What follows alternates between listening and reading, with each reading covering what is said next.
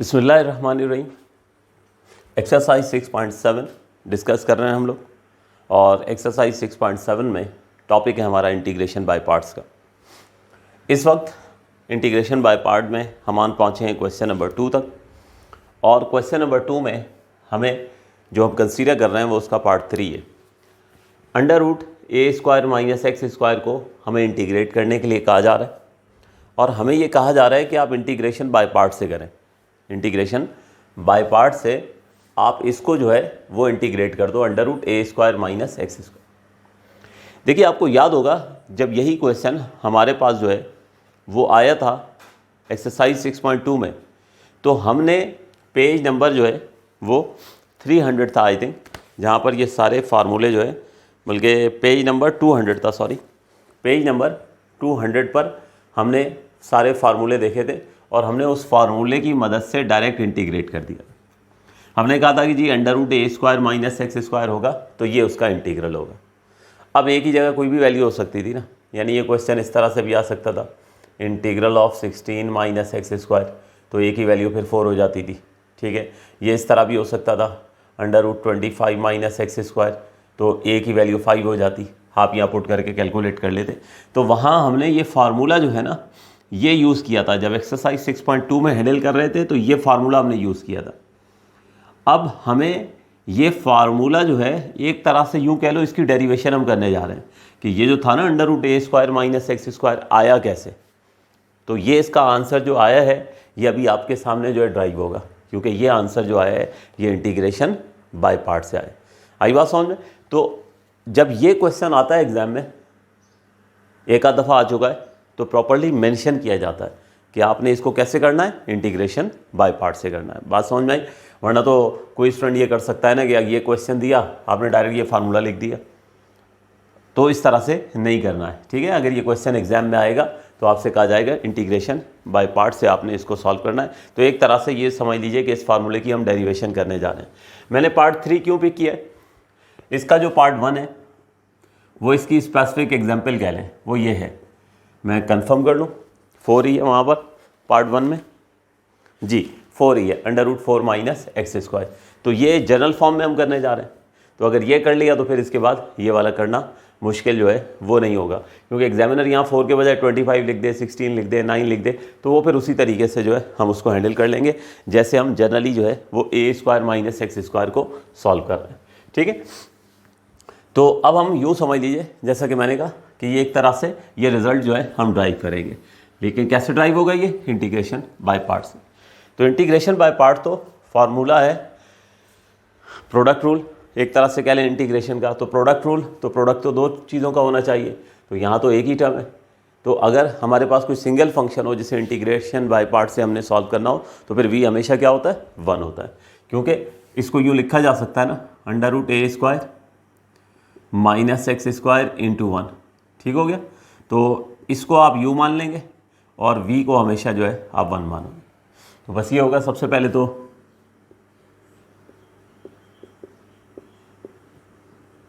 मैंने जो क्वेश्चन है हमारा उसे i सपोज कर लिया या i से रिप्रेजेंट कर दिए, फिर इंटीग्रेशन बाय पार्ट का फार्मूला लिख दिया। अब u जो हो जाएगा ये हो जाएगा अंडर रूट ए स्क्वायर माइनस एक्स स्क्वायर और v हो गया 1। ठीक, तो अब डाटा पुट करते हैं फार्मूले में और उसको इंटीग्रेट करते हैं, तो रिज़ल्ट जो है वो ड्राइव हो जाएगा। तो now integral of under root A square minus x square into 1 equals to, तो सबसे पहले u एज इट इज़ आएगा, इंटीग्रल होगा v का माइनस होल इंटीग्रल, डेरिवेटिव होगा a square minus x square का, इंटीग्रल होगा 1 का। तो ये इस तरह से हमने u और v फार्मूले में पुट कर दिए। ठीक, अब वर्किंग शुरू करते हैं। देखो first of all under root A square minus x square as it is आया, 1 का इंटीग्रल हो गया x, माइनस की साइन आई। अब यहाँ पर अंडर रूट ए स्क्वायर माइनस एक्स स्क्वायर को करना है डिफ्रेंशिएट। आपको प्रीवियस लेक्चर्स में भी मैंने बताया था कि रूट फंक्शन को डायरेक्टली किस तरह से डिफ्रेंशिएट करते हैं। ठीक है ना। इस वाले क्वेश्चन में बताया था x plus under root x square plus 1। इसको जब हमने इंटीग्रेशन बाय पार्ट से सॉल्व किया था ना, ये क्वेश्चन था हमारा।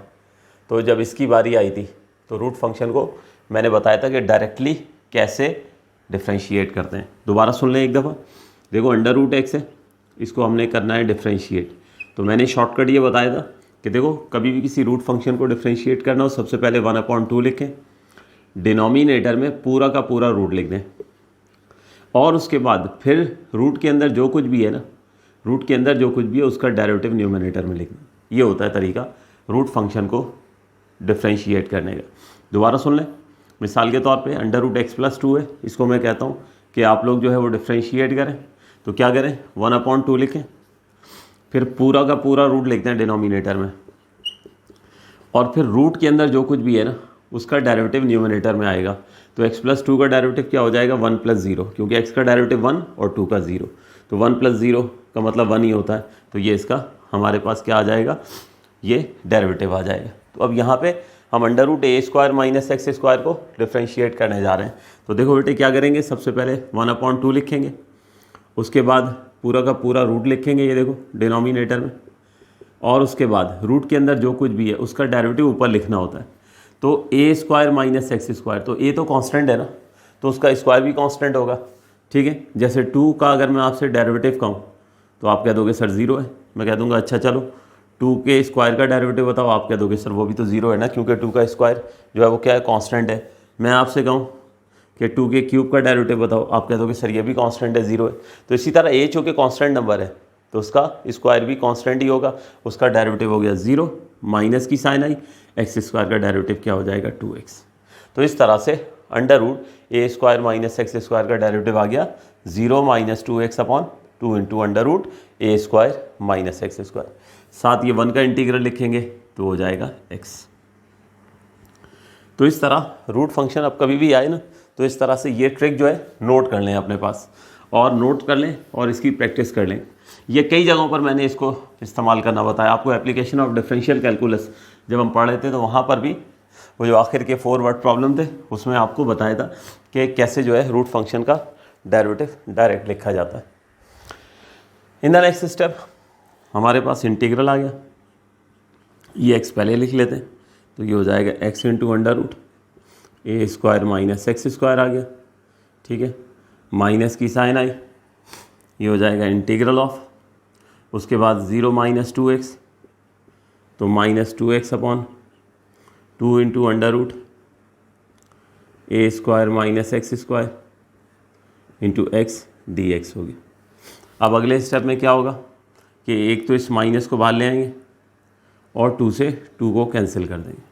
ठीक हो गया, तो हमारे पास इंटीग्रल आ जाएगा x इंटू अंडर रूट ए square minus x square, minus minus plus आया, ये हो गया इंटीग्रल ऑफ x/अंडर रूट ए स्क्वायर माइनस एक्स स्क्वायर हो गया। और बल्कि इनफैक्ट एक काम करें, इस x को इसी स्टेप में मल्टीप्लाई भी कर दें, ठीक है ना, और इसे लिख दें एक्स स्क्वायर, ये हो गया। अब उसके बाद अगले स्टेप में फिर मैं एक्सप्लेन करता हूँ कि अब कैसे हैंडल होगा। तो ये यहाँ पर 2-3 काम कर दिए मैंने, तो बहुत तवज्जो से समझो। 2 से 2 कैंसिल हो गया, एक काम, माइनस माइनस प्लस हो गया, और ये x और x मल्टीप्लाई कर दिया, एक्स स्क्वायर हो गया। आपसे अगर कोई एक रह जाए तो अगले स्टेप में कर दीजिएगा, ठीक है। तो भाल चूँकि सिंपल अलजेब्रिक स्टेप है तो एक साथ ही कर दें तो मुनासिब रहेगा। अब इसके बाद हमारे पास जो है, अब हमने करना है इसको इंटीग्रेट। अब इसको इंटीग्रेट के लिए क्या ट्रिक इस्तेमाल होगी ये देखिए। तो integral x into under root A square minus x square plus integral of x square over under root A square minus x square d x. ठीक है, तो यहाँ पर देखिए हमारे पास जो है, मैं एक काम करूँगा सबसे पहले, वो यहाँ पर कि सबसे पहले मैं चाहूँगा कि देखो डिनोमिनेटर में मौजूद है a square minus x square, denominator में क्या मौजूद है, a square minus x square. मैं चाहूँगा कि ऊपर भी a square minus x square बन जाए, ताकि जो है वो डिनोमिनेटर वाले a square minus x square से कैंसिलेशन हो जाए। बात समझ में आ रही है? अब इसका मतलब ये हुआ कि ऊपर तो मेरे पास सिर्फ एक्स स्क्वायर है, पहले तो साथ ये माइनस चाहिए, पहले तो साथ क्या चाहिए, ये माइनस चाहिए, उसके बाद ए स्क्वायर चाहिए। तो एक काम करते हैं ना, फिर मैंने ये जो यहाँ पे माइनस और माइनस प्लस कर दिया था, ये करते ही नहीं है, ठीक है, ये करते ही नहीं है। आपने तो वैसे भी अभी नोट करना है ना, ये वाला माइनस रहने देते हैं और ये हमारे पास हो जाएगा माइनस एक्स स्क्वायर। क्या ज़रूरत है कि बजाय इसके कि हम पहले एक दफ़ा प्लस कर दें और फिर उसको ब्रेक करके माइनस लेके जाएं, ठीक है। तो आप लोगों ने तो वैसे भी अभी नोट करना है। तो ये माइनस रहने दिया हमने, एक्स को एक्स से मल्टीप्लाई करके एक्स स्क्वायर, तो माइनस एक्स स्क्वायर ऑलरेडी बन गया ना, नीचे भी माइनस एक्स स्क्वायर था, ठीक हो गया। अब उसके बाद माइनस एक्स स्क्वायर है, सिर्फ कमी किस चीज़ की रह गई है, ए स्क्वायर की कमी रह गई है। तो मैं सबसे पहले वो करेक्शन कर दूँ, वरना वो फिर एज इट इज़ जो है वो रह ही जाएगा। तो यहाँ माइनस का एक्स स्क्वायर था और यहाँ हमारे पास जो है ये माइनस एक्स स्क्वायर हो गया। तो अब यहाँ पर देखिए ये माइनस एक्स स्क्वायर बन गया, अब ए स्क्वायर की कमी है। तो ये देखो मैंने ए स्क्वायर ऐड भी कर दिया और ए स्क्वायर जो है वो सब्ट्रैक्ट भी कर दिया। अब आप देख सकते हो कि यानी यहाँ पे इसके बाद क्या किया मैंने, ये जो माइनस का एक्स स्क्वायर था मैंने देखा ना, नीचे ए स्क्वायर माइनस एक्स स्क्वायर है, तो ऊपर ऑलरेडी माइनस एक्स स्क्वायर मौजूद था। थोड़ा साइड पे करके लिख दूँ मैं, तो ऊपर ऑलरेडी माइनस का एक्स स्क्वायर मौजूद था, तो साथ अगर ए स्क्वायर मिल जाए तो मसला हल हो सकता था। तो मैंने ये देखो साथ लिख दिया माइनस एक्स स्क्वायर के साथ ए स्क्वायर, तो उसको बैलेंस करने के लिए माइनस ए स्क्वायर यहाँ पर भी लिख दिया। नेक्स्ट स्टेप ये हो गया integral of under root A square minus x square minus, अब यहाँ पे बेटे फ्रैक्शन एलसीएम यानी हम ब्रेक करेंगे, तो ए स्क्वायर माइनस एक्स स्क्वायर के नीचे भी डिनोमिनेटर लिखेंगे और ए स्क्वायर के नीचे भी लिखेंगे। तो ये हो गया a square minus x square over under root A square minus x square minus a square over under root A square minus x square. ये इस तरह से यहाँ पे एलसीएम ब्रेक हो गया। एलसीएम ब्रेक होने के बाद अगले स्टेप में इंटीग्रल हो जाएगा x into under root A square minus x square minus integral of a square minus x square को जब अंडर रूट ए स्क्वायर माइनस एक्स स्क्वायर से आप जो है वो डिवाइड करेंगे तो देखो ये हो जाएगा हमारे पास अंडर रूट ए स्क्वायर माइनस एक्स स्क्वायर, ठीक है, अंडर रूट ए स्क्वायर माइनस एक्स स्क्वायर। कैसे हुआ ज़रा ध्यान से देखिएगा। देखो बेटे ये ऐसे हो गया कि अगर x upon under root x लिखा हुआ हो, यानी एक टर्म हो और उसी का नीचे रूट मौजूद हो, तो आप क्या करते हो, ये ऊपर वाला x जो है इसे लिखा जा सकता है ना under root x into x upon under root x, क्योंकि ये देखो रूट के अंदर पेयर होगा, जब भी रूट से बाहर आके क्या बना होगा, x बना होगा। तो हम रिवर्स स्टेप्स कर रहे हैं। अगले स्टेप में न्यूमिनेटर में को हम लिख सकते हैं under root x into under root x, यानी दोनों x के ऊपर अलग अलग रूट लिख दिया। रूट एक्स से रूट एक्स कैंसिल हो गया तो क्या हो गया, हमारे पास जो है ये रूट एक्स बच गया, यानी x को जब भी अंडर रूट एक्स से डिवाइड करेंगे तो क्या आ जाएगा, रूट एक्स आ जाएगा। तो यहाँ पर भी तो यही सूरत हाल है कि ए स्क्वायर माइनस एक्स स्क्वायर को जब उसके रूट से डिवाइड करेंगे तो क्या आ जाएगा, अंडर रूट ए स्क्वायर माइनस एक्स स्क्वायर, ठीक है।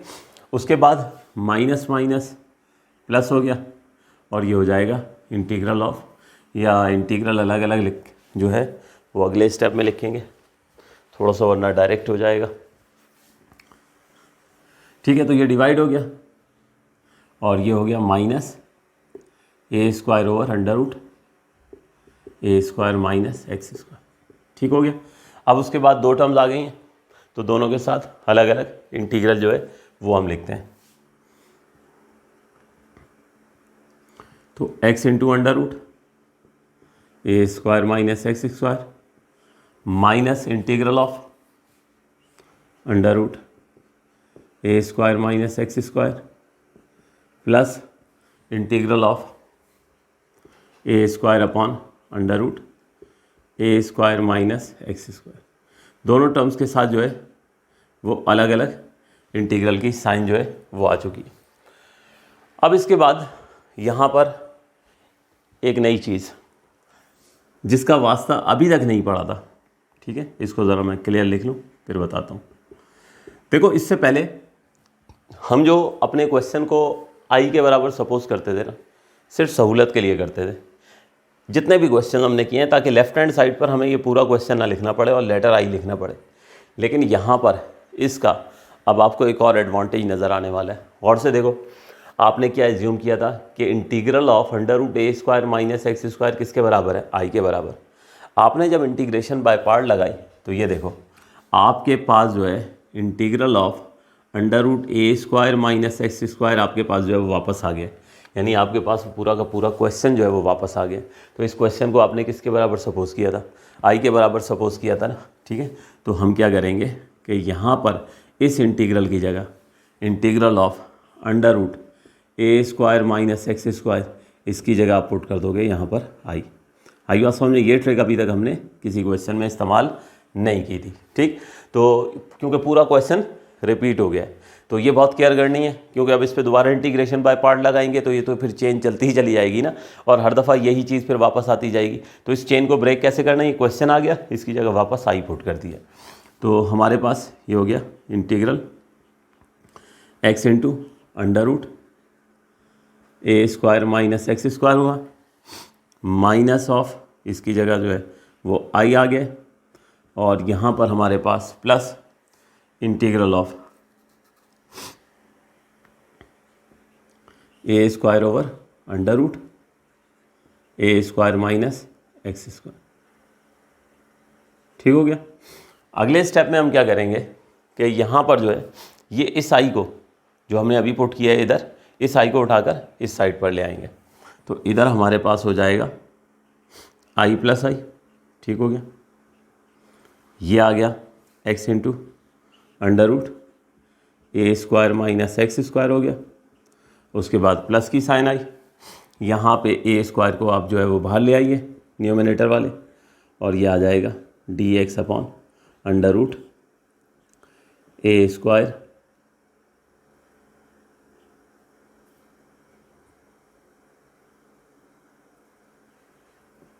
A square minus x square. ठीक।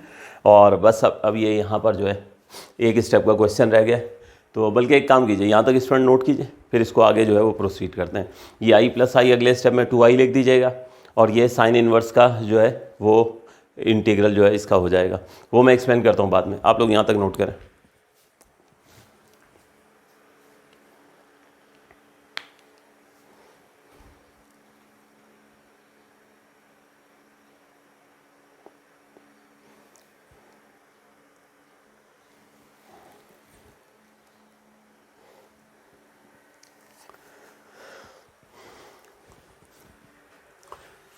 जी, तो नेक्स्ट स्टेप में बस अब ये 2 स्टेप्स हैं।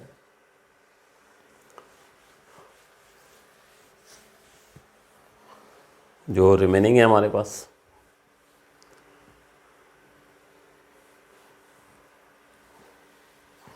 तो ये देख लीजिए, ये लेफ्ट हैंड साइड पर आई प्लस आई, ये देखो ये हो गया 2 times of integral 2 times of I हो गया। ये एक्स इंटू अंडर रूट ए स्क्वायर माइनस एक्स स्क्वायर हो गया, प्लस ए स्क्वायर हो गया, और ये हो जाएगा हमारे पास 6.3 के जो 6.2 से पहले जो हमने फार्मूले पढ़े थे, हमने पढ़ा था 1 अपॉन अंडर रूट ए स्क्वायर माइनस एक्स स्क्वायर। ठीक है। तो this will be equals to sine inverse x upon a. ये आ गया। अब उसके बाद जो है ये हमने इंटीग्रेट कर दिए। अब इंटीग्रेट करने के बाद यहाँ से क्या करोगे कि इस 2 को क्रॉस मल्टीप्लाई करके आप इस तरफ ले आओगे, क्योंकि हमने तो प्रॉब्लम को हैंडल करना था ना। तो ये 2 तो हमारे पास जो है ये यहाँ पर आई को उधर ले जाने से 2i आया है, तो हमें तो इंटीग्रेट करना है। आई था हमारा को अंडर रूट ए स्क्वायर माइनस एक्स स्क्वायर। ठीक है। तो ये 1/2 आया, ये हो जाएगा x into under root A square minus x square plus a square sine inverse x upon a. और अब उसके बाद ये हाफ जो है ये दोनों टर्म से मल्टीप्लाई कर दें, तो ये लो हमारे पास finally half of x under root A square minus x square plus half of a square sine inverse x upon a plus c. तो ये बेटे फाइनली हमारे पास जो है वो आंसर आ गया। ठीक है। तो होप सो आप लोगों को समझ आ गया होगा। और अब आपको ये बात भी समझ आ गई होगी। इसी तरह जो 6.2 में हमारे पास जितने क्वेश्चन हैं ना, वो यकीनन उसमें कोई ना कोई इंटीग्रेशन का फार्मूलाज जो है कोई ना कोई ट्रिक अप्लाई होकर उसकी डेरिवेशन एग्जिस्ट, जाहिर सी बातें करती है। 6.2 में असल में मकसद क्या था कि सिर्फ आपको फार्मूला अवेयरनेस हो जाए, क्योंकि आगे के जो कुछ क्वेश्चंस करने थे हमने वो हम कर ही नहीं सकते थे, ठीक है ना। तो इसलिए वहाँ पर आपने 6.2 में जब करना है तो फार्मूले इस्तेमाल करने हैं। लेकिन यहाँ एक तरह से यूँ समझ लीजिए कि √a² - x² जो आपका फार्मूला था उसकी एक तरह से ये डेरिवेशन आ गई। ये फार्मूला था जो हम वहाँ पर डायरेक्ट अप्लाई किया करते थे। तो अब पार्ट 1 जो है वो आपके लिए सॉल्व करना मसला नहीं है, क्योंकि पार्ट 1 जो है वो हमारे पास क्या है, वो यहाँ पर ये क्वेश्चन है इंटीग्रल ऑफ, इसी क्वेश्चन 2 के पार्ट 1 की बात कर रहा हूँ, वो है 4 - x², ठीक है। तो बिल्कुल सेम प्रोसीजर से उसको भी जो है वो हम इंटीग्रेट करेंगे। तो पहले इसको कंप्लीट कर लें, फिर इसका जो है वो पार्ट 1 देख लेते हैं।